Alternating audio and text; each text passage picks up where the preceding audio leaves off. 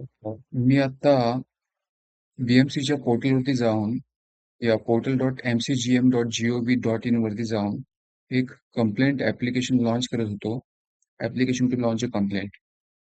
आता ही कंप्लेंट होती एका विशिष्ट झाडाविषयी. एक ताडाचं झाड होतं जे आहे आमच्या इथे. आणि काही वर्षापूर्वी BMCने त्याला धोकादायक झाड म्हणून जाहीर पण केलं होतं आणि त्याला टॅग पण लावून गेले होते.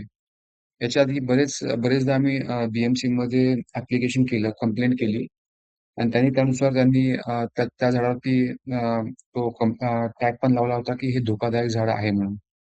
पण तरी त्याच्यावरती काही ऍक्शन घेतली नाही. यासाठी मी पुन्हा एकदा ऍप्लिकेशन करत होतो. आता मी हे ऍप्लिकेशन BMCची एक वेबसाईट आहे त्याच्यावरती म्हणजे portal.mcgm.gov.in यावरती मी ऍप्लिकेशन करण्याचा प्रयत्न करत आहे. मी तसे संपूर्ण जो ऍप्लिकेशन फॉर्म आहे पूर्णपणे प्रॉपरली भरला आहे.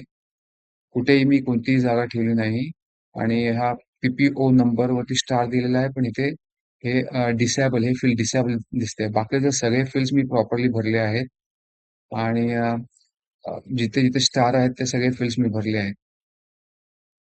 इथे कनेक्शन कोड, बायडर कोड आणि फॉलिओ कोड हे डिसेबल दाखवत आहेत.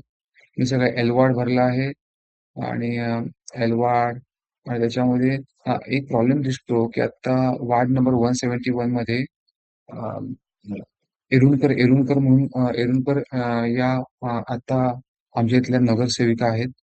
पण इथे अजूनही मागच्या वेळेला जे नगरसेवक होते, नगरसेविका होत्या त्यांचंच नाव दिसतंय. तर हा एक प्रॉब्लेम BMCच्या फोटोमध्ये दिसतोय. तसंच मी आता याचा प्रिव्ह्यू करतो. आता तुम्हाला याच्या पुढच्या गोष्टी कळतील. मी याचा प्रिव्ह्यू करतो. प्रिव्ह्यू. हा हा प्रिव्ह्यू केल्यानंतर मला जे काही मी माहिती भरली त्याची माहिती येते संपूर्ण समोर. पण इश्यू असा आहे की ही माहिती मला भरल्यावरती मला directly click to upload a file आणि अपलोड डॉक्युमेंट आणि फोटो म्हणून येते आणि बॅक येतोय. तर मी एक फोटो अपलोड करतो. आम्ही जो ताडाचा फोटो आहे तो एक अपलोड करतो.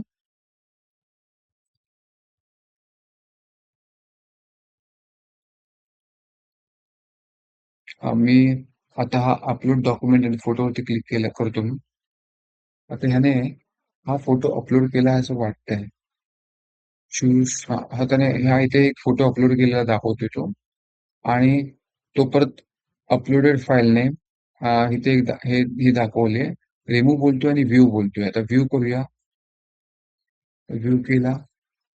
हा त्याच्यामध्ये आता हा एक ताडाचा जो फोटो आहे तो दिसतोय आपल्याला इथे. त्याच्यामध्ये स्क्रीनमध्ये दिसतोय. हा ताडाचा फोटो या स्क्रीनमध्ये दिसतोय. ओके. आणि वरती गेल्यावरती मला जाणवतंय की कुठेही काही सबमिट करण्यासाठी कोणतंही बटन नाहीये. खालतीही कुठे बटन नाहीये आणि वरतीही कुठे बटन नाहीये. एकाच ह्याच्यामध्ये जवळजवळ 3-3 फ्रेम्स त्यांनी टाकले आणि याच्या पुढे काही सबमिट बटन असल्यामुळे नॉर्मल लोक काहीही करू शकणार नाही. कोणत्याही प्रकारचं ऍप्लिकेशन येथे सबमिट होऊ शकत नाही.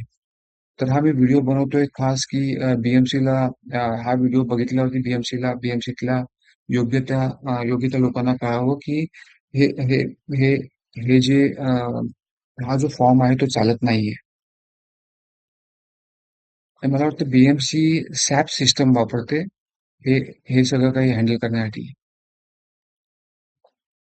आणि सॅप सिस्टम म्हणजे करोड रुपयांचं त्यांचं लायसन्स पण सॅपचं करोड रुपयांचं आहे.